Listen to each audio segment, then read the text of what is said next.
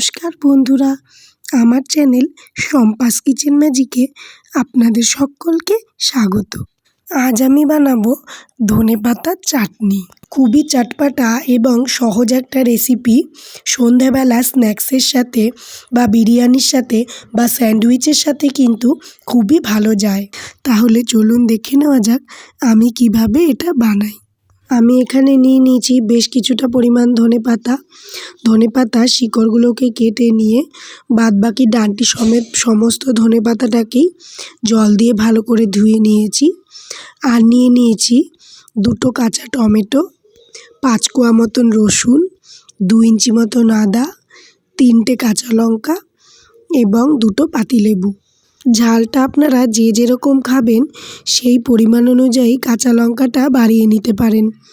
আর টকের পরিমাণটাও যদি বাড়াতে চান তাহলে আরও পাতিলেবু দিতে পারেন অথবা এর সাথে তেঁতুলও অ্যাড করতে পারেন।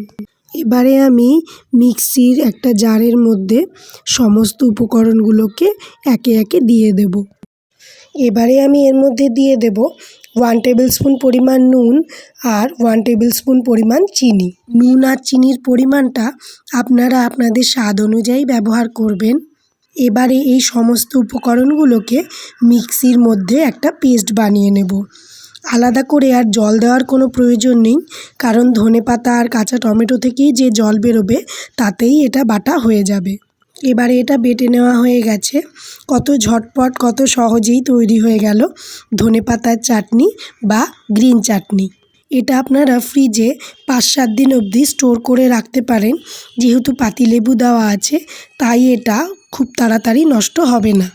এই অবস্থাতে আপনারা এটাকে চেক করে যদি নুন চিনি বা টকের প্রয়োজন হয় তবে সেটা বাড়িয়ে মিশিয়ে নিতে পারেন।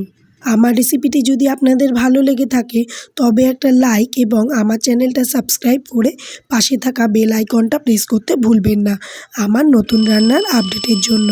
ধন্যবাদ বন্ধুরা আমার পুরো ভিডিওটা দেখার জন্য।